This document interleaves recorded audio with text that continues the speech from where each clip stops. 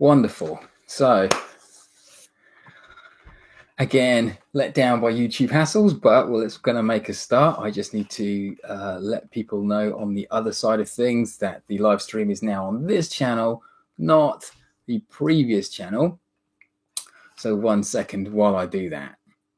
Everything's working fine until we hit go live, and then it's just like, oh, I'm going live. Sometime I'm going live in the near future, but I'm not going to tell you when. I'll just spin this spin around. So here we are with this one. Let me just get the live link and pop it in there. Get a shareable link, copy clipboard, and then we can do this one as well and pop that in here. Okay. Here's now.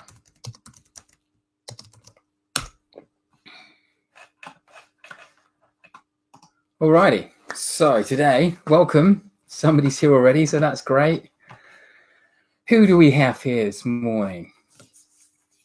Drop your name in the chat. We're going to talk about music theory that you can use that's useful, because there's an awful lot of theory you could learn, but some of it's not really practical for you as a guitar player.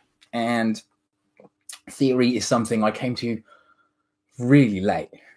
I'm kind of a bit ashamed, to be honest, about how late I actually came to theory. I'll just share a bit about why I came to theory so late. When I first got my electric guitar when I was 16, that's not here actually, it's not in the rack. It's in the other room. My mum bought me a Strat for my birthday, and all I wanted to do was get in a band and rock. That was my only focus. Get in front of an audience and blow them away, even though I was terrible at that point. But nothing else mattered. Good morning. Come on in. Welcome. Who do we have here? Pop your name in the live chat. Let's just check the audio, eh? That would be a good thing to do. How is the sound? Yeah, just checking the audio. Wonderful. Okay, great. So nothing else mattered to me, okay? And my perception of music theory was it was complicated. It was difficult to understand. It came with all this jargon, words I'd never heard before, and they seemed kind of weird and clumsy when I said them. And I didn't know what they meant. So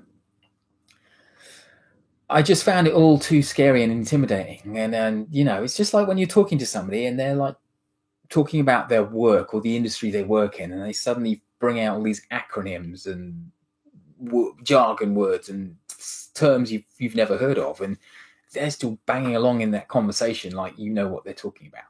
So I did mix with musicians who knew some theory, but when they talked to me, two things would happen. Number one, I felt bewildered and confused because they used this language that I'd never heard of. And number two, it kind of pissed me off that they were using this language, the language that I didn't understand, when they could have just as easily used plain English to explain the same thing to me. So because of that, I had this kind of knee-jerk reaction to music theory from then on. Like, I felt this language of music theory was used as a preventative screening method, so only the worthy could come through the gates of knowledge, because if you didn't understand, then you weren't ready, you know? Being a young man with an ego and hormones, and you know, I was quite angry and upset and annoyed, as young men, young teenage boys are. So I came to music theory really late because I saw it as something that's confusing. It scared me. It was a barrier. Here's me and my guitar. Here's rocking out and blowing people away. And in between the two was this barrier called music theory, which, you know, I didn't want to get into because it was stopping me going from here to here. It was in the way. So I just left it out so I could just play my guitar and rock. And I played my guitar and rocked for many years. I rocked terribly, then I rocked less terribly, and then I was just plain bad, but eventually I got better. I got pretty good, and then I was getting really good. And, the curve went up, but I still didn't bother with music theory.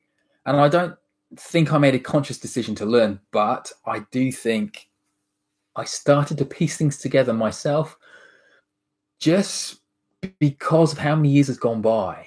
After you've been playing a certain amount of time, a certain number of cover songs, a certain number of things happen, but you start to see patterns, you start to see motifs in music, you start to see common movements in the chords, common things in the melody or the rhythm. And so when I actually started to knuckle down and learn theory, it turns out I knew quite a lot, but I just didn't know it was called theory. So that's my story. I'm sure yours could be quite similar. You just want to get out there and rock, or maybe you just don't want to deal with theory. But I got to say that when I finally learned it did three things. Okay, it's when you know theory, you don't have to know all theory. I don't think anybody except maybe Rick Beato knows all the theory. But if you use some of it in the practical situations you find yourself in, it saves so much time, a ton of time, and gives you a deeper understanding of the music you're playing and what's going on inside the music. Number one, it saves you time figuring out other people's songs. It gives you no more guessing. There's no more hunting around for that next note in the solo or next chord in the progression, because with quite a lot of certainty what that next chord is. It saves time when you are writing your own songs, solos, chord progressions. I don't know, it depends what you're into, but again, no guessing about, I've got 2 chords and I need 3, and I really want this to be a 3-chord progression, so which chord should be next? And then, I need something for the bridge. What chord should I use for that? All these things come out of knowing music theory. I won't say they give you the answer, but they give you a short list of options that you can choose to select or not select. And so that's why I think it was high time that I had learned theory, because I started seeing all these things together. So it saves time. It really saves time. And it also saves time communicating with other musicians about a song that you've written, a song they've written, or a song that John Mayer or Ed Sheeran or Taylor Swift, whoever is written, and you've decided to cover it. So today, in this brief, I'm going to try and keep it brief, live stream, we're going to talk about the usable bits of theory. So I'm going to start at the start. In case you're watching this and you don't know any theory at all, I'll start with notes in music. We'll talk about the major scale, scale degrees, chord building. Now, chord building is the first really big one that I'd like you to pay attention to, because the way we learn guitar, the pathway we take, typically doesn't involve understanding what we're playing. We learn G, C, and D very quickly, right? And yet we immediately just associate the name G with a particular chord shape, right? A particular place on the fretboard and a particular configuration of your fingers. And then moving away from that, it's quite tricky to kind of understand that actually there's more than one G and there's more than one G shape. And I think just by the very pathway we learn guitar means that is very tricky. Okay, so let me just pause here a second and let me make sure that we're actually got some stuff going on here.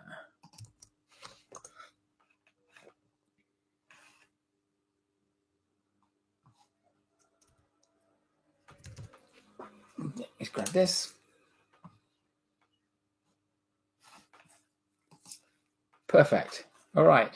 Hey, come on in. Welcome. So let's get started. Which guitar should we do today? I think the 54 Strat.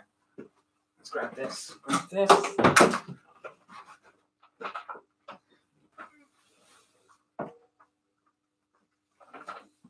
Oh, that wasn't planned. All right. This goes in here. And see what we got. Yes, all good.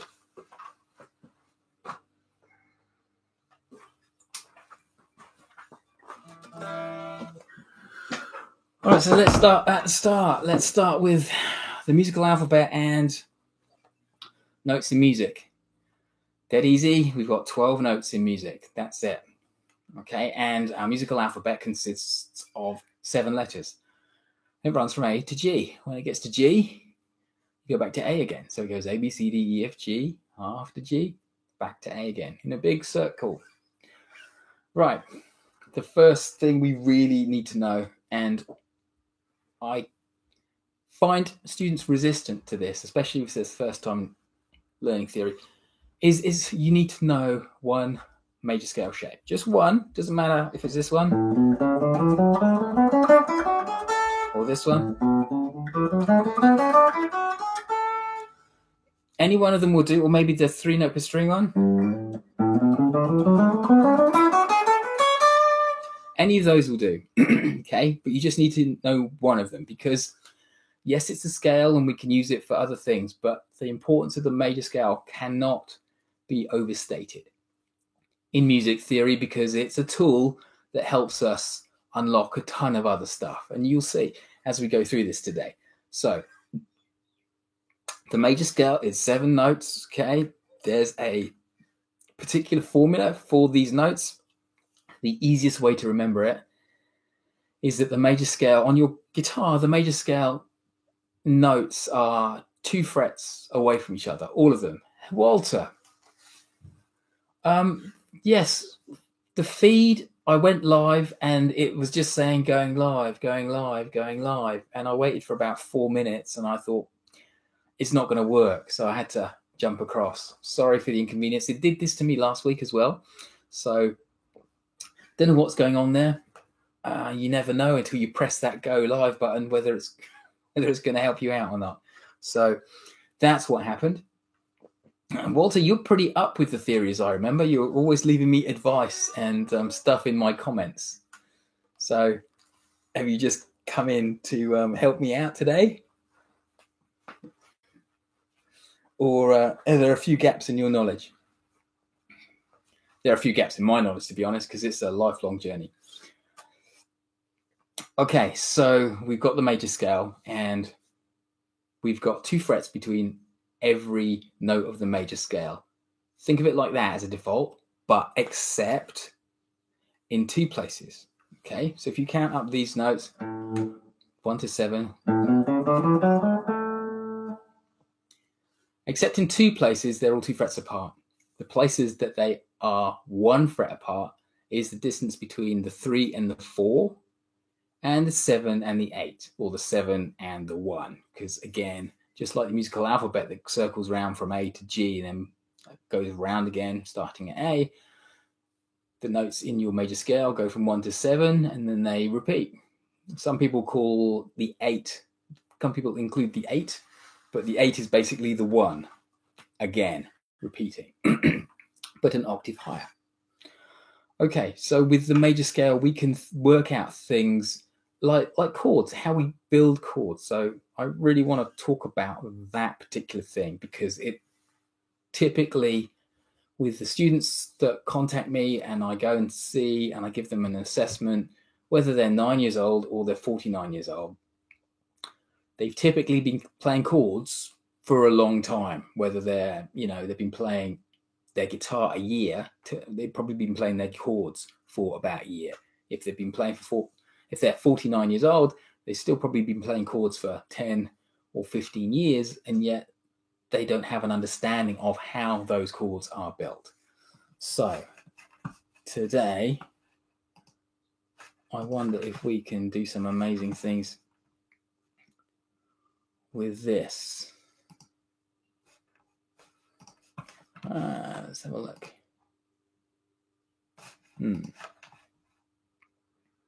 Maybe not. Okay, so let's get to chords. Chord building. Okay. There's some rules for chords. And these rules were put in place by, I think, the forefathers of modern music hundreds of years ago. A lot of people say, well, why is this like this? Why does it like it? Because it is. Because a long time ago, somebody decided that's how we were going to govern our laws of music and harmony, right? So any major chord you play is made up of the first note, the third note, and the fifth note in the major scale.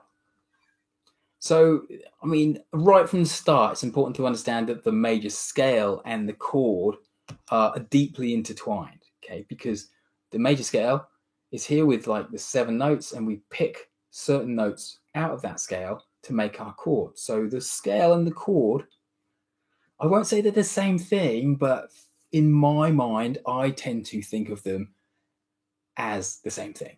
I don't believe when I'm coming to soloing and creating stuff, there's no difference between scales and chords, really, apart from maybe this chord is notes from the scale played all at the same time, and maybe solo melody stuff is notes from the scale or other notes, but played one at a time. So there's that link. So we play, let's do it in A. Here's our A major scale. 1, 2, 3, 4, 5, 6, 7, and 8, or 1. Okay, so we just make a basic major chord. We go pick your first, the third, and the fifth, and that makes our major chord. Now, a lot of people have a problem when they play, say, G major, and I tell them there's only 3 notes in that chord. They freak out because they're playing 6 notes. They're playing whole 6 strings, and I'm saying to them there's only 3 notes. The thing is that there's 3 different notes. 3 different notes. If you've got 6 of them, 6 notes you're actually playing, the other 3 are just duplicates of those first 3. So there's 3 pitches in a major chord. Minor chord is made up of the first, the flat 3, okay, not the 3 this time, but the flat 3. So to make something flat, you've got to move it down 1 fret. So you've got the 1 or the root, the flat third, and the 5. So the only difference between a major chord and a minor chord, we've got 1, 3, and 5 for a major chord, and we've got 1, flat 3, and 5 for the minor chord. So it's only the 3 that changes between major and minor. So it's important what type of 3 you've got in your chord, because that single tone defines whether that chord is major or minor. Okay, now let's talk about the other 2 that don't really get much press. Okay, you've got the augmented chord and the diminished chord. All of these are, at the moment, we're talking about chords with 3 notes in them. I call them basic chords. So basic major, basic minor. Augmented is kind of like a variant of a major chord because it's got a root, it's got a 3, so it's got a 1 and a 3, but this time with an augmented chord, instead of it being 1, 3, 5 like a major chord, it's 1, 3, sharp 5, or augmented 5. 1, 3, 5.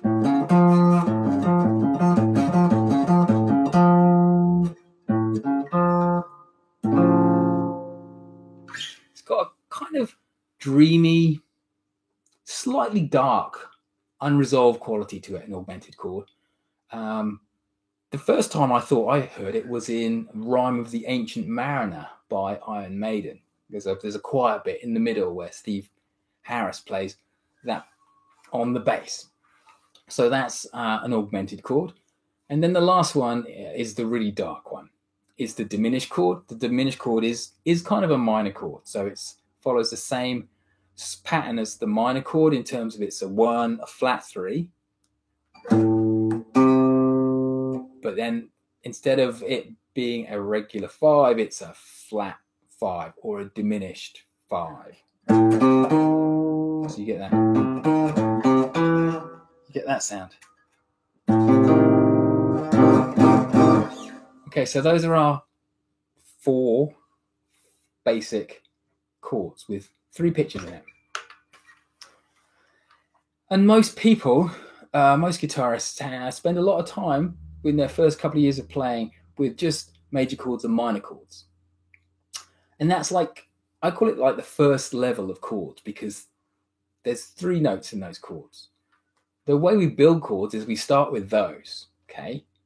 And then if we want to build a more complex chord, we will add 1 more note in to each one of those chords. So the next level up is 4-note chords. And we're going to cover those now. 4-note chords is just basically, as long as you understand, it's one of the 3-note chords that we've already talked about, major, minor, augmented, or diminished. It's the collection of notes in that chord plus an extra 1 on top. Okay?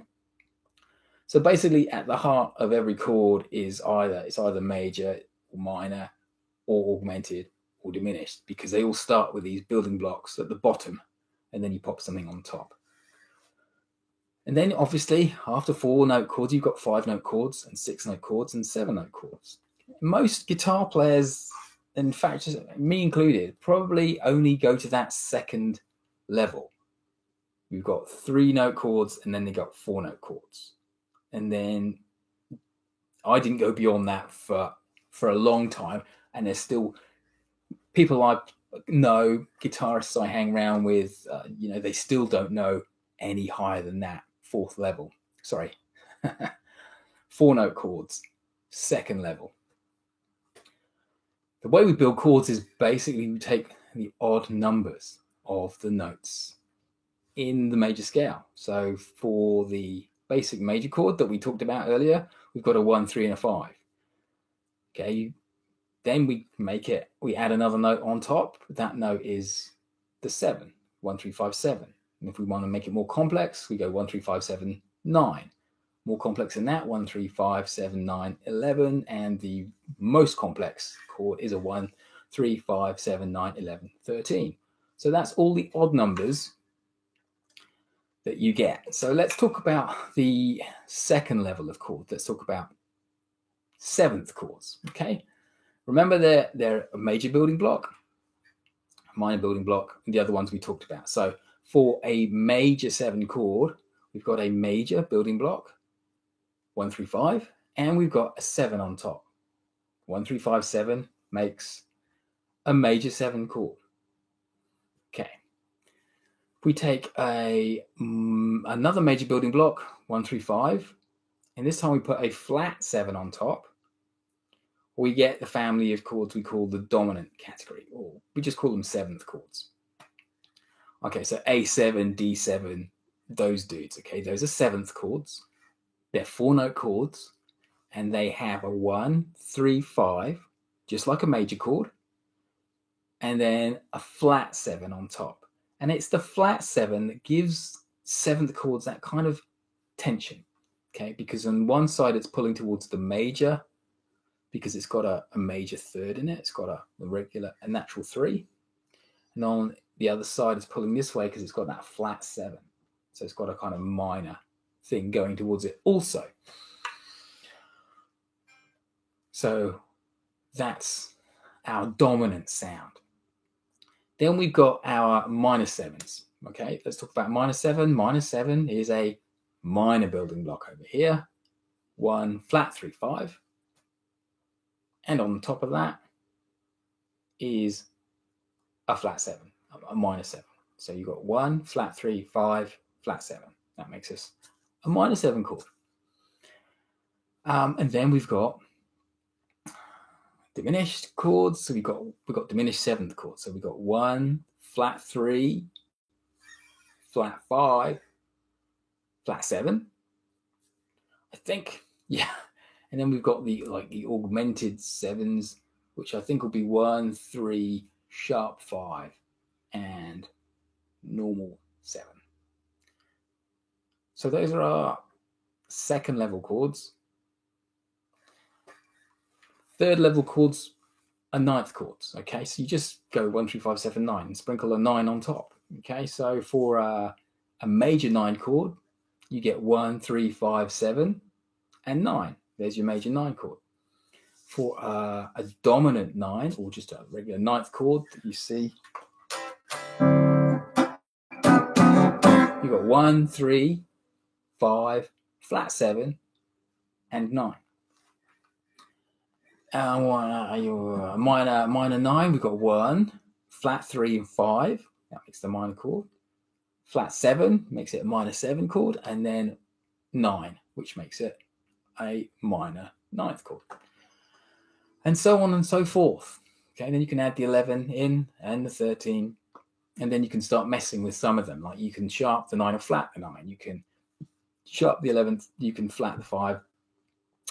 But that's just to give you an understanding of how chords are built, because like I said, we're often playing chords for a long time when we play guitar, but don't really understand what their ingredients are, how they're built. And I think knowing the scale degrees or the intervals inside each chord is deeply valuable. And it's certainly, for me, the place it started was understanding the ingredients. And then I could kind of see the chord formulas. You know, when you hear people talking about theory and they rattle off these chord formulas, like, you know, dominant 7, it's a 1, 3, 5, flat 7. And you're like, wow, how did they do that?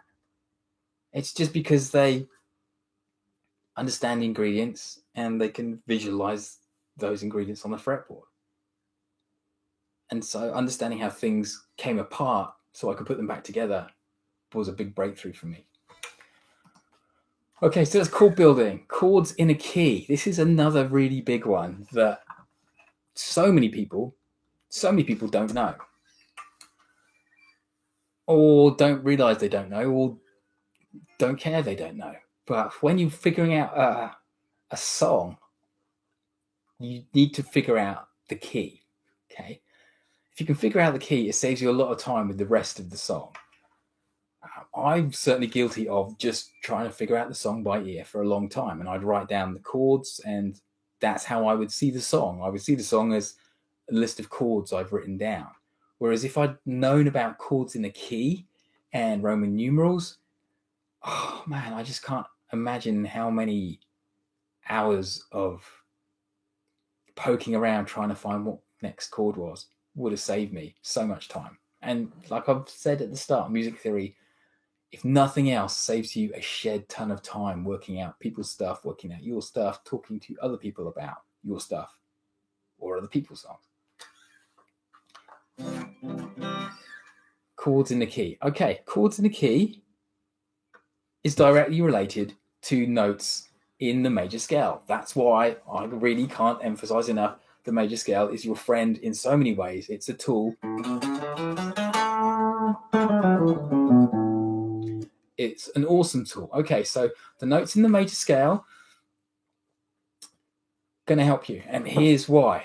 A scale is basically, my definition of a scale is a group of notes that sound good together. And you can hear when you play a major scale that those notes sound harmonious and pleasant, okay?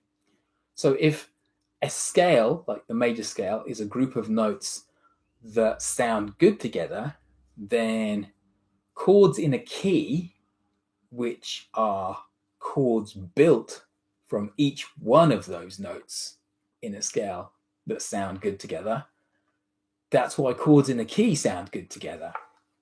Okay, a key is a family of 7 chords that sound good together that are built from a scale.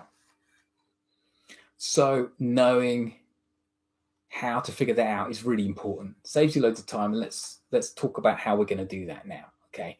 Again, if you've got questions about why, well, why is this like this? Again, it's because the forefathers of modern music decided that's how it was. These are the rules. Okay. So the rules for chords in a key, There are 7 of them because each one of those chords is built from one of the notes in the major scale, and we've got 7 notes in the major scale. The other thing is that they all have a specific tonality, a specific gender, if you like. Okay, there's major ones, minor ones, there's diminished ones. And also they have a specific order that is set. It's predetermined, and that's the way it is. Okay, so if we take the first note in our major scale, we're doing an A. Okay, the first note in the major scale is used as the root note for the first chord in the major key of A. Okay, the first chord's tonality is major. Okay, so first chord in the key of A major is A major. The second note, if you just walk up one note in your scale, you get to B. Now, then we build a chord from this B note as the root note. Okay.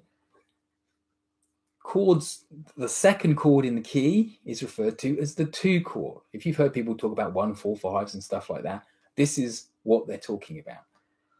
So the second note starts as the root of the 2 chord, the second chord built from the notes in the scale. Were you with me so far?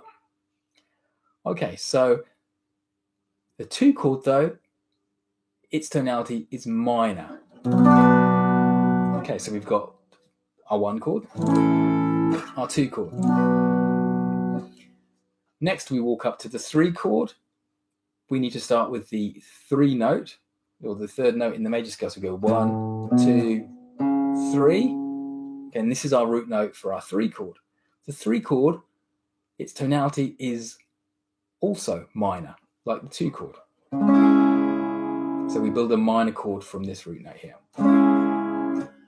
Okay, skipping along, the 4 chord, 1, 2, 3, 4. The 4 chord is major. The 5 chord is also major. 1, 2, 3, 4, 5. The 6 chord is minor. 1, 2, 3, 4, 5, 6. And the 7th is diminished. 1, 2, 3, 4, 5, 6, 7. So have you got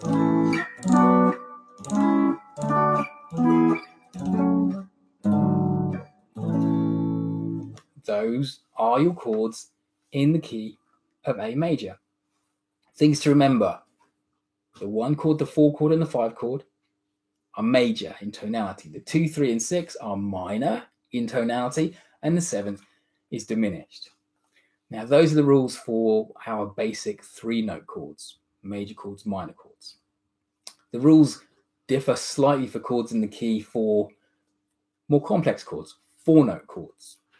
4-note chords, 7th chords. So what happens to that chords in a key, things change slightly for 4-note chords. Almost everything just gets changed to the word 7th after it. So whereas before we had major, major, minor, minor, major, major, minor, diminished, it's kind of like we just go major 7, minor 7, minor 7, like that. Okay. 4-note chords, this becomes a major 7 instead of just a major. So you're just putting the word 7 after major 7. Minor is the 2 chord. 2 chords minor. This is a minor 7. 3 chord is minor. With a 4-note chord, it's called a minor 7 because that's what we tweak it to be. 4 chord is major 7. 5. That was a 4 chord. Did I say 4 chord? 4 chord is major 7. 5 chord is dominant 7. Now, this is the one to pay attention to because the 5 is a 7th chord when we're talking about chords in the key that are 4-note chords. 7th chord. The 6 is minor 7. And the 7th chord is now a minor 7 flat 5. So not a normal minor 7. but a minor 7 flat 5. And those are your notes. They're your chords in a key. Okay, so you've got both of those frameworks to understand people's songwriting. Quite often, a lot of songs are written in the same key with the chords that we talked about. Hey, Adrian, how you going? Good to see you, man. Thanks for the video. It was really good to see that. See Vic sing again. It was a bit unfortunate about what happened. And it's really unfortunate to see that, they don't know whether they're going to rebuild that, whether that's worth saving or can be saved. But thanks for popping in. Appreciate that. Okay, so we were talking about chords in the key. So those are the frameworks we have for chords in the key. When you're trying to figure out a song written by somebody, chances are it contains chords all within one key. So let's talk about how we find the key. Those are the rules for chords in the key. But let's talk about how to find the key. Now, there's 3 ways that I use. Before I get into that, though, I just want to say, if you're having trouble remembering the basic chords in the key order and tonality, I always think about it in this kind of catchy, annoying thing. It goes major, minor, minor, major, major, minor, dim. Major, minor, minor, major, major, minor, dim. Major, minor, minor, major, major, minor, dim. Okay, you get it? It's kind of catchy, right? I give my students an MP3 with a beat and me saying that because it's one of those things that just gets in your ear. And major, minor, minor, major, major, minor, dim. That helps you get it because hooky things go in your brain and help you deal with trying to remember stuff. I also give them a sheet. I don't have one with me, but it's a sheet that basically has a big triangle, 2 small triangles. Was that a triangle? I'm losing my marbles. Okay, that's a circle, Phil. Circle. Matt Damon. Okay. I give them a sheet. On it is a graphic. It's just a diagram with a big circle, 2 small circles, then 2 big circles, a small circle, and a circle that's hollow. Okay, so big circles are major, small circles are minor. So major, minor, minor, major, major, minor, and the hollow one diminished. I also give them that, so that helps them solidify the rather dry detail of the tonality of chords in the key. But if you're having trouble working out a song, find out what key it's in. So let's talk about finding out the key. So there's 3 ways. 2 quick and dirty ones, and one's a bit more academic, I suppose you could call it. Okay, so here's what I used to do when I was trying to learn songs. I would basically listen to the song, have it playing, and basically walk up my fretboard 1 fret at a time until I found the root note of the first chord in the progression. That, I don't know, 60% of the time will give you the key of the song. Not always, because sometimes the chord progression doesn't start with the root chord of the key. But that's what I used to do. Just go up until I found the first chord, the root note of the first chord. And then I'd listen for the second chord. And then I'd go 1 fret at a time, again, up and down the fretboard until I found the second chord, and then the third chord, and all of that. So I just go for root notes. And that might work for you if you're just starting out figuring out chords and keys and listening to stuff and trying to learn it by ear. That should give you a start. The second one is a bit more instinctual. It's a bit more, it comes after a little bit more maturity. So, you might have a chord progression that goes like this. You've got D, C add 9, and G. And you're like, well, what key is that in? Well, the first note, the root note of the first chord is a D, so it could be D. But then you kind of have to play those, and you have to listen to which chord sounds like it resolves. Sounds like it comes to rest. So with this one, you could try that with D. You could go.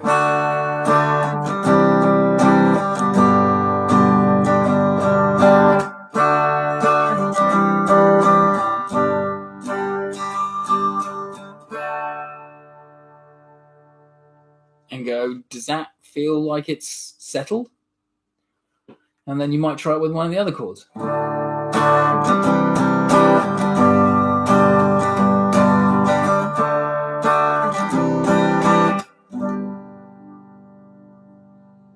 Now, I don't know what you think about those two, whether it felt more settled and coming to rest in the first one, which I went back to D, or the second one when I just let the G ring out. I don't know what you think. Pop it in the chat if you've got an opinion. First one again.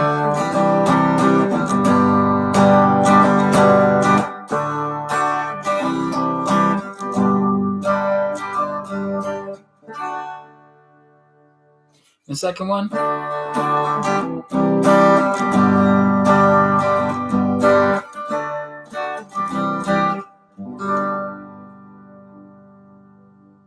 Okay, so for my money, it would be the second one. But you might think it's the first one. I mean, it is a little bit, it's not, it comes with experience, basically. But here's how you would do that. If you need to work out a key, you can use your ear to figure out. The second method is to use your ear to figure out when the song feels at rest, or when the song feels like it's come home to where it started. And that's to do with landing on a particular chord and letting it ring out. Some feel more resolved than others, and the one that feels most resolved is usually the key. Okay, so that one's a bit ambiguous, and a lot of people have a difficulty with that particular one. And here's the third way. The third way is a bit more academic. So let's just restate what we know. We know that 1, 4, and 5 are major chords. 2, 3, and 6 are minor chords, and 7th is a diminished chord. That's if we're just dealing with basic chords, which we are here. We've got a D, a C. Well, it's a C add 9, but it's basically a C, and a G. Okay, so if you write this out, if you write columns, okay, columns 1 to 7, 1, 2, 3, 4, 5, 6, 7, and then you give each one of those columns the tonality that we talked about in the order we talked about. The one chord major, so it goes major, minor, minor, major, major, minor, diminished. Okay, so what we have, if you just think about the first 3 of those, we've got, starts with a major chord, and then we've got 2 minor chords. We've got the 2 chord is a minor chord, the 3 chord is a minor chord. So what we have is a place where there are 2 minor chords right next to each other. Okay, that's important. We're going to come back to that. Then we've got the 4, the 5, the 6, and the 7. The 4 and the 5, 4 and 5s are major chords. 6 is a minor chord, and the 7's diminished. So again, 4 and the 5, we've got these 2, which also we've got 2 major chords next to each other. Now, how does that help us figure out a key? Well, it helps us figure out the key because if you have a chord progression and you have 2 chords that are the same tonality, and most importantly, they are alphabetically consecutive. So if you've got, for example, if you've got, like we have here, a C major and a D major. Okay, remember we've got major, minor, minor, major, major, minor, diminished, and the 4 and the 5 spots are the only place where you can get a major chord next to another major chord, okay, that are alphabetically consecutive. So we've got a C and a D. So if C is the 4, D is the 5, then E minor must be the 6, F diminished must be the 7, and G is the 1, G major. So this chord progression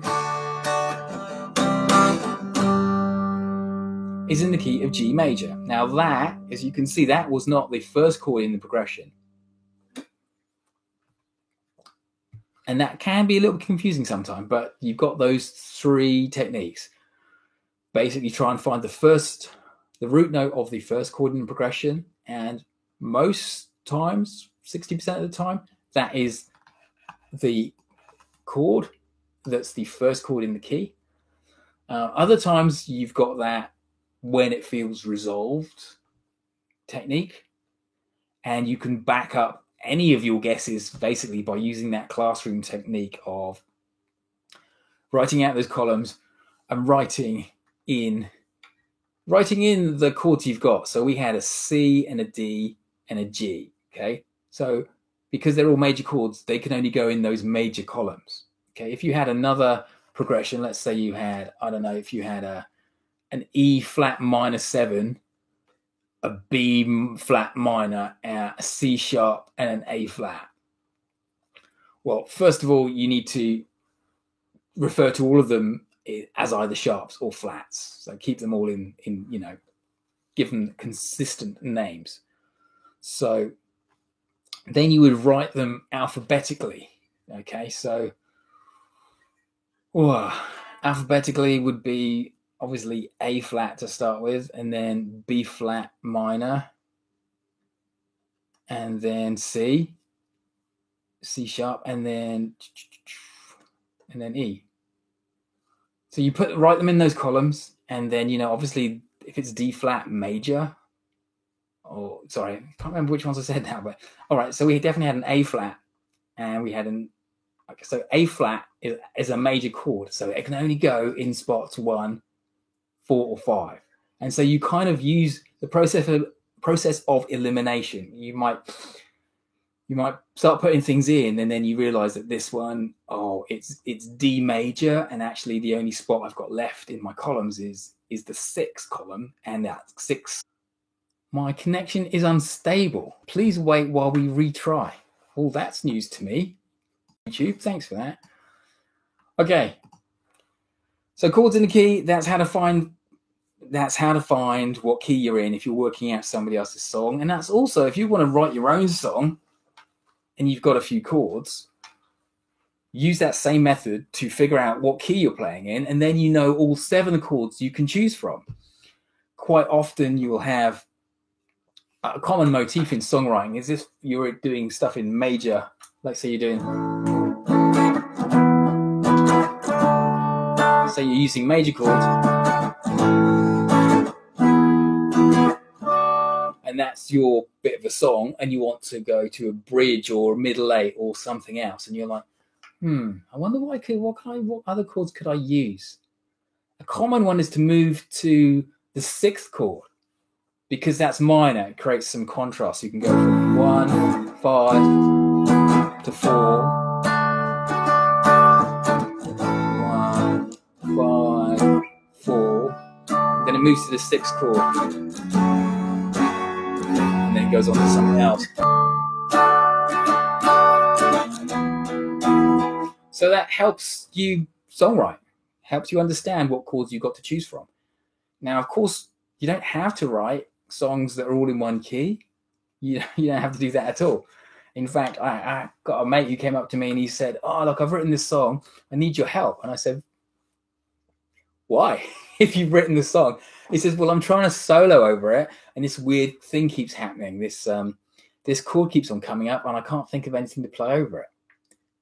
So I asked him, well, what are you playing? What are you playing at the moment? He said, I just play pentatonic. But then there's one place it doesn't work. And what had happened was he'd written these chords, and this particular chord was not a chord in the key that the rest of the song was in. So I said to him, what you've actually got there is a song in 2 keys. I know it's only in a different key for that particular one chord change that's different, but you have to treat that as a key change. And he's been playing a long time, and he didn't really know. He just knew it didn't work, but he didn't know why it didn't work. And that's because he'd written a song in 2 keys. Okay, cracking on. Circle of fifths. Now, I came to this, I know I came to music theory really late, but the circle of fifths I came to very late. Like, it's embarrassing to tell you exactly when that was, but It was probably the last thing I learned out of music theory. Again, circle of fifths is like a tool. It's like the major scale. You've got some uses, and it's useful for you to know it. I have a student who's in a jazz band, and he's kind of been thrown into this jazz band, and they get given these charts for the songs they're playing, because he's in the like orchestra, and there's sax and brass and all the rest. He's playing guitar, and he didn't know anything about reading a chart, so that was obviously a problem, because usually on the jazz charts they don't tell you, they don't write this is in the key of B flat. Okay. They don't do that. What they'll do is show you the music stave, and you'll get the key signature, which will basically just the treble clef, and it will show a number of flats, like it would be 2 flat sides, or it would be 3 sharp sides, or whatever. And that's what he was given, and then they started playing. So poor guy, he was lost. So I taught him how to read a chart, and circle of fifths is important for if you need to read a chart, a jazz chart, and some other charts as well. I will say, though, that I don't think that there's many times as a guitar player you need to learn to read music. If you want to learn to read music, that's definitely fine. I'm not going to discourage you from sight reading. A skill like that is really good. But in all the times I've played in pit orchestras, shows, reviews, stuff like that, I've never been given just the dots on the stave. Never. You'll get like a lead sheet or something. It tells you the chords. So it's not that you need to learn to read music. You just need to learn to read a chart, a lead sheet. Okay, and so typically a lead sheet will have the chords over the top. It might have some indication of rhythm, something like that. So really, you just need to know your chords and some of the notation. There's a few things, just a few basic things, like on a chart there'll be these double dots at the beginning, and then like 8 bars later there'll be another pair of double dots. It's really hard to kind of show it in a live stream, but that's a repeat sign. So if the first lot of double dots is like, okay, go past here, but notice these double dots, and then you read through the chart, a few chord changes, and then you get to here, and there's another pair of double dots. That pair of double dots means, okay, now go back to where you saw the first double dots and play again. And then when you get to it the second time, then you just carry on playing through the rest of the chart. I'm probably not going to do chart notation with my hands because it's a bit weird. But there's DSL coda and things like that written on charts that can be a bit confusing. But let's talk about circle of fifths, because that's a concept I thought was going to be terribly difficult. I had to psych myself up. My assumption was it was going to take me 6 months to a year to kind of learn and assimilate that knowledge, because the people who knew the circle of fifths, they were like, oh yeah, it's this, and they used to just go bang, bang, bang and reel off this stuff. And I was like, how do you do that? But it turns out it wasn't as hard as I was expecting. I thought it was going to take 6 months, and the guts of it probably took like 20 minutes. Now, I found a few hacks and ways to join the dots to help me go faster. And I don't know if everybody learns like that, but the circle of fifths is a tool, okay? It's a circle. It's like a clock face in that it's got 12 increments around it, okay? And around that clock face is written the keys, major keys. But they're not written in alphabetical order. They're written in a specific order, okay? That specific order is to do with the number of sharps or flats that key has. So let's imagine this circle. At the top, at the 12 o'clock position, we have the key of C major. And the key of C is at the top because at the kind of 12 o'clock or 100 hours position, because it has 0 sharps and 0 flats. Now, if you move clockwise, now I don't know if that's actually going to be clockwise or if it's going to be mirrored. So let's just talk about it in words rather than with hand signals. If you move clockwise, then you move up to another key, and that key is the key of G. And if you go clockwise, every time you move around one increment on the clock, it goes up by one sharp. The key goes up by one sharp. What do I mean by that? I mean, okay, the key of C has 0 sharps. You move once to the 1 o'clock position clockwise, you get the key of G, which has 1 sharp. Did I say the key of C had 1 sharp? No, I hope not. Key of C's got 0 sharps. You move around to the key of G. Key of G's got 1 sharp. You move around again to the key of D, and that's got 2 sharps, and so on and so forth. So going around clockwise, the number of sharps increases. If you start at the 12 o'clock position again and go anti-clockwise, you get the number of flats. And as you go around each one, the number of flats goes up by 1 each time. Are you with me so far? Okay, so the way I remember the circle of fifths is with these 2 phrases that I learned from Wikipedia, actually. It was quite helpful. Sometimes Wikipedia's got great information. Sometimes it's a little bit too much. Okay. First phrase is Father Charles goes down and ends battle. So when you write your circle of fifths, you write the first letter of each of those, okay? And you start writing it at the 11 o'clock position. F goes at the 11 o'clock position. F for father, C for Charles, G for goes, etc., etc. So you write it down. Then you use this phrase to do the other side, and that's battle ends and down goes Charles's father. And what you'll notice, or what you should notice about those 2, is they're actually kind of the same phrase but reversed. So we've got Father Charles goes down and ends battle, all right, and it ends with battle. And then going the opposite way, it starts battle ends and down goes Charles's father. So the flat keys start with F, because F has got 1 flat. And then you've got battle, B, ends, E. Okay, so you've got F, then you've got B flat, then you've got E flat, then you've got A flat, then you've got D flat. So that's how we draw it out. Now, why is this useful? Well, it's useful if you're reading a chart and you see the key signature doesn't tell you what key it's in. It just shows you that there's 1 sharp on the chart.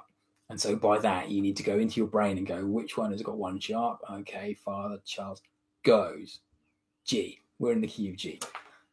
So that's kind of codified, but that's useful. The other thing it's useful for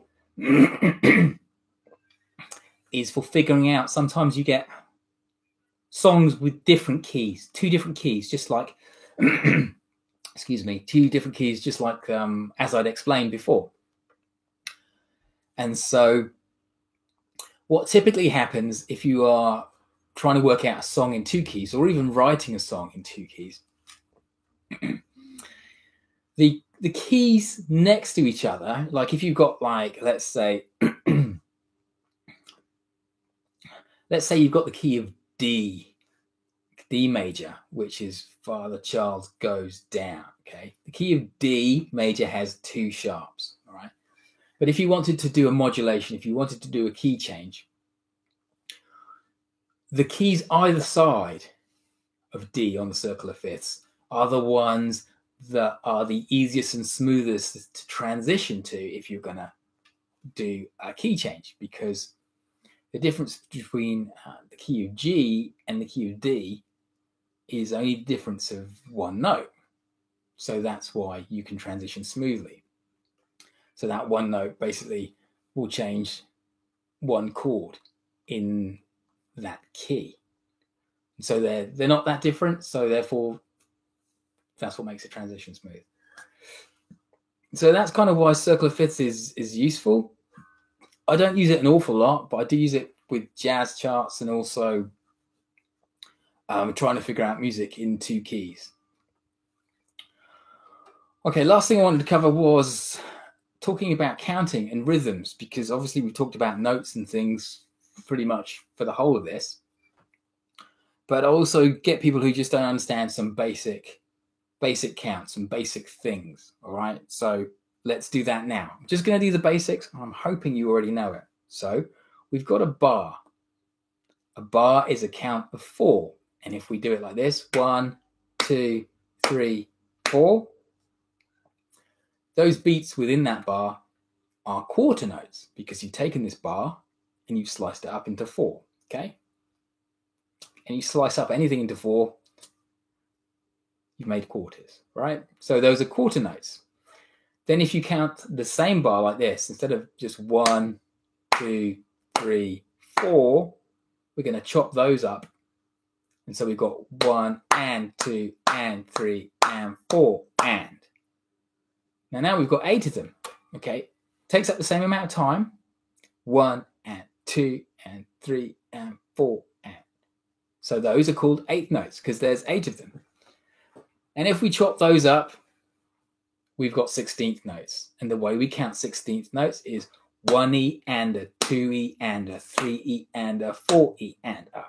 So each one of those beats, we've got 1, 2, 3, 4. We chop those up into 4 pieces. We've got 1E and a 2E and a 3E and a 4E and a.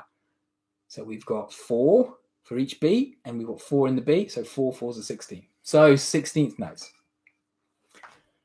Now, it's quite surprising how many people don't know just those basic things like that and how to count. Because when you're counting stuff, I did a lesson on Eye of the Tiger. The intro to Eye of the Tiger has got 16th notes in it, and it's kind of, you know,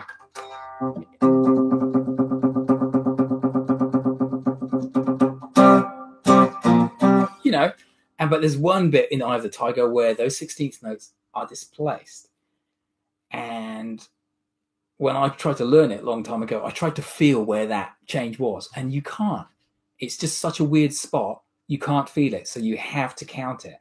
And if you don't know how to count, you're stuck with just trying to feel it and failing. So counting is important, especially when you're trying to teach somebody a strumming pattern or the syncopation of something. But also, you should try to count things you're learning so you get the timing right all the time. Simple things. You know, if you're going 1 and 2 and 3 and 4 and 1 and 2 and 3 and 4 and. You need to know that your strum goes, the down strum's on the 1 and 2 and. The upstroke for that strum is on the and after 2. 1 and 2 and 3. There's a downstroke on the 3. 1 and 2 and 3 and 4 and the other upstroke is on the and after 4. That's what we say, the and after 4. So that means the 4 and. Okay, 1 and 2 and 3 and 4 and. 4 and is the and after 4. Oh, okay, you guys ain't got any questions about theory, things that you're stuck with, things that need explaining? Pop them in the chat. I'll see if I can help. But those are the things I wanted to cover today. I didn't want to get too deeply into it because there's stuff that you need to know, and it's helpful because it saves you time, and there's stuff you don't really need to know at this stage until you start exploring music in a deeper way. So today I've covered, if you just dropped in, notes in music, the major scale degrees, chord building, chords in the key and how to find them, and how to find what key you're in, the circle of fifths, and counting and rhythms. I did a video recently to show how to find the chords in the key quickly. And I'll just bring that up because I think that's useful. So the scenario is, let's say you're at a jam maybe, or with some buddies, and they want to do a song. They want, okay, let's do this song. And you don't know what the song is, but they say it's, I don't know, it's a 1-6-2-5-1 in the key of B flat. And then they go, okay, so 1-6-2-5-1 in the key of B flat. Let's go. 1 and a 2 and a 3 and a 4. And you're like, wait, whoa. hang on, give me some more time because I don't know what you guys are talking about. This video shows you how to quickly find the chords in the key. And your best friend, as I've said before, is the major scale. It's a great tool. Okay. And what you do is, firstly, you need a little bit of knowledge. The knowledge you require is, number one, knowing a major scale shape. Number two, remembering the order and tonality of chords in a key. So you would start, okay, it's in B flat. We would find a B flat note and we would try and figure out 1, 6, 2, 5, 1. Well, 1's here. What's the first chord? Oh, it's a B flat major 7. Okay, right. Okay, so that tells you we're going to be using the 4 chord framework. So the 1 chord will be B flat, major 7.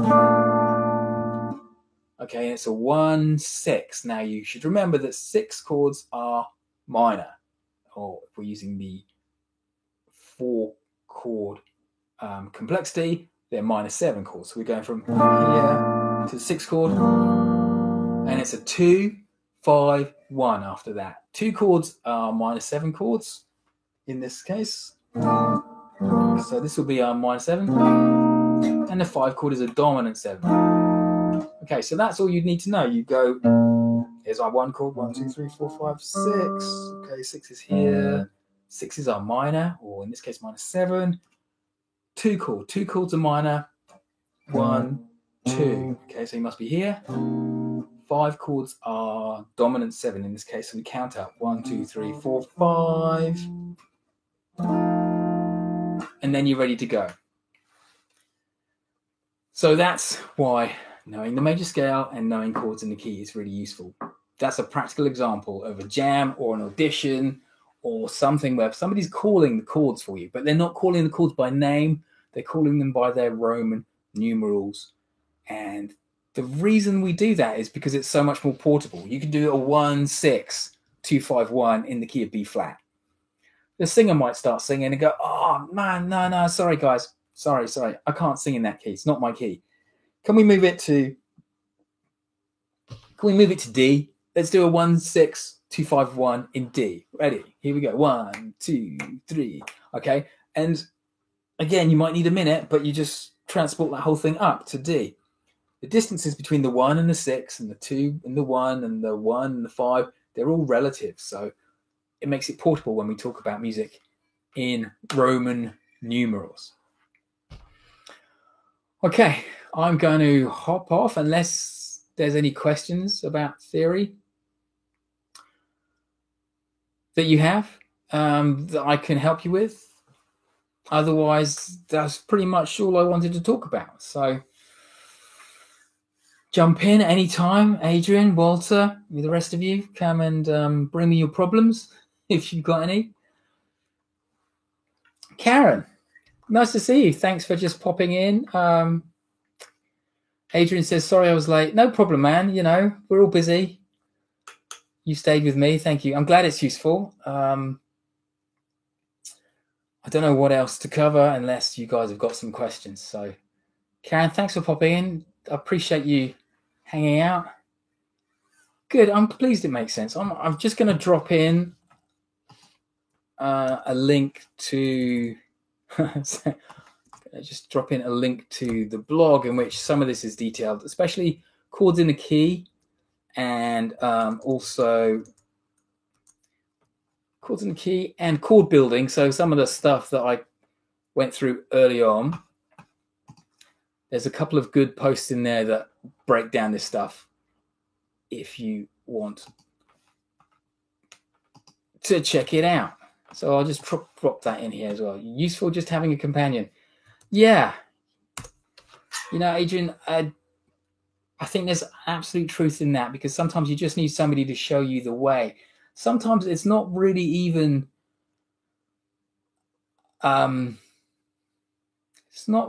somebody teaching you stuff, because quite often you've got pockets of knowledge here and pockets of knowledge here that you've already learned. Sometimes it just takes somebody to help you just join the dots between, you know, the three concepts, and then you have a bit of a light bulb moment. You go like, oh, okay, so this is all part of this.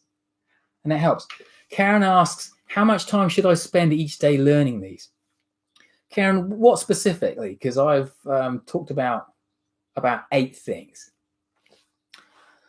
And are you a complete newbie to music theory, or are you a little way down the track? Just let me know. I mean, if you are, if you're a complete newbie, then I would say definitely the recommended path, I would say, was, understand the musical alphabet. You're about 16 months in, okay, and okay, so that's over a year. Okay, so definitely for you, understand chord building and how chords are built, because you've probably been playing chords for quite some time, right? But you may not have an understanding of how the ingredients are put together to build each chord, because quite often beginners, I said at the beginning, they will learn that that's a G chord. Okay, and they associate the name, the label G, with that place on the fretboard and that configuration of fingers. But actually, that's not how you should think about a G chord. You should think about a G chord on the guitar, at least, as a chord that you can play in several different places on the fretboard in several different shapes. You still get the same result. It's still G, but you could play it here, you could play it here, you could play it here, you could play it here. There's lots of different places to play the G. So let's pop in that chord building link, because I think that's one of the most important ones.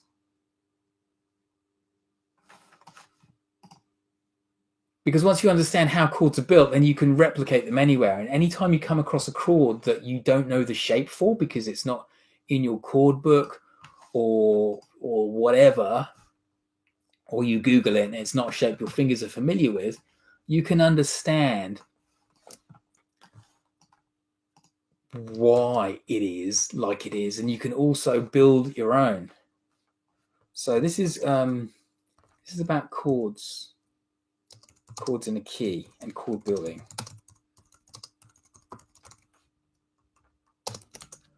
Okay, so Karen is trying to get this to stick and stay in memory. Yeah, and just take some time. I want to say that. Don't be too hard on yourself if you find that you don't get this straight away or you forget bits of it, okay? It's okay, because you just need to revisit it regularly and it does eventually stick. I know there's some people that that reel this stuff off really fast, and it's quite impressive, and you're kind of bewildered at how they do that. But really, it's just because they put the hours in and it's just the repetition. But things that will help you learn are things like approaching the same topic from different angles. So let me give you the chords in a key example. I don't know if you were here earlier when I talked about learning chords in the key. But I give my students the dry information, the factual information about chords in the key. Then I also give them a sheet which shows a diagram with big circles and small circles to help them understand the order. The first circle is big, the second and third circle are small. That gives you major, minor, minor, and those are the first 3 chords in a key, the tonality of them. So approach it from the factual way of written text, approach it from a visual way, whatever graphics or something you can draw yourself. I have students who I say, okay, tell me about chords in a key. And they say, hang on a minute, I'm just trying to remember the graphic. Because we learn visually far more efficiently than we learn with just text. So approach it from graphic way and the textual way. And also, if you were here earlier, I said I had this little MP3 download I give my students. It goes major, minor, minor, major, major, minor, dim.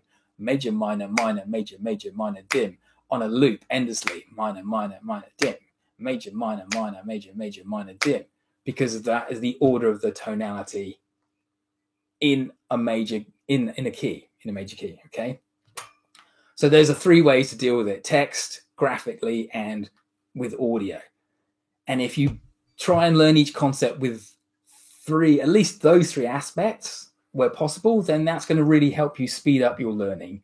Otherwise, you're just your brain loves different ways of approaching the same thing. That's what your learning brain loves. So hopefully those things are good. Have I got anything in the Dropbox that might be useful to you? I wonder. Let me just check, Karen, since you're on the line, and if there's a PDF that also might help that graphic particularly, I will also give you a link to that. Thanks for dropping in. Whereabouts are you, Karen? I hope it's not too late, because I know we usually have Vapo drop in about now, and he's from Germany, and it's usually about 20 past midnight in Germany. He comes in after he's been out clubbing, or last week he brought home a young lady with him. That was pretty funny, but he stopped to drop in. I don't know why. Okay, you're in Aussie. Okay, so it's not too...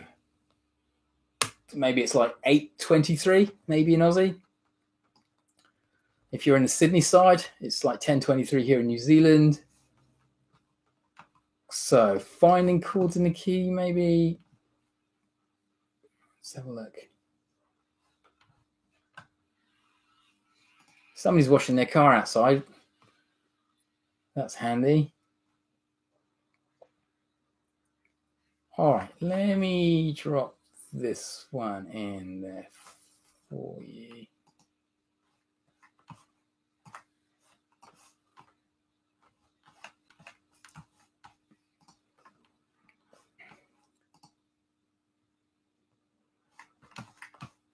Chords in a key. Here we go. All right, let's grab that link. 1 second, and you can get this one.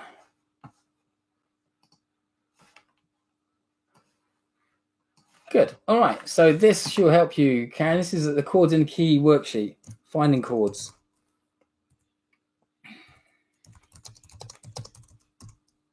And it's got that graphic on it that I just described in a very hackneyed way.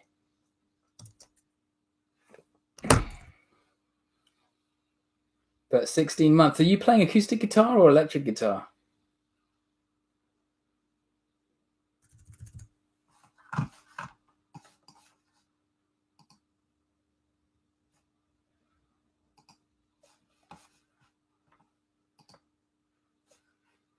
Okay, according to this, the link is posted. Yep, okay, here you go. So anyone still here? You can finding in a key worksheet. Sorry, finding chords in a key. Okay, on acoustic. Good. Well, I hope you are pushing through the pain, all right? The things to remember are everybody, number one, everybody has a problem with the F bar chord. Fact of life, it's a rite of passage. Okay, so if you haven't arrived at bar chords yet, just to give you a heads up on that, it's going to be a bit of a stumbling block, a bit of a point of frustration, and a bit of a sticking point, because that takes time. Okay, if you're already there, but it's not ringing out beautifully, again, it takes time, it takes practice, it takes your muscles to get stronger and your technique to get more polished for you to nail bar chords cleanly. But I hope you're having fun with it. Thanks for dropping by. To the rest of you, Adrian, Walter, whoever else is on the call, I will see you this time next week, if that's convenient for you to come and join. If you would like anything else covered, then please let me know. Let me stick around in the chat for a few minutes afterwards, and you can suggest some topics for the next live stream. Anything that you need clearing up, anything that you're working on right now that's not yielding the results in the time that you thought it was, maybe I can help. Maybe I can't. But if you've got something you'd like help with, got a question, got something you want some help with, just a companion, as Adrian says, to kind of maybe show you which door to step through instead of trying to guess yourself, then Please leave a comment either under this video if you're watching the replay, or if you're here today in the live chat, then have a think. All right. So I'll end the stream, and I will stay in the live chat in case you have any questions or anything. All right, guys. Thanks for your time. Sorry again about the hassles with YouTube at the beginning. I don't know why when I click go live, it gives me this endless spinner and doesn't do anything, but I know I had to do a plan B because I wanted to do this stream today. All right. See you later. Bye, everyone.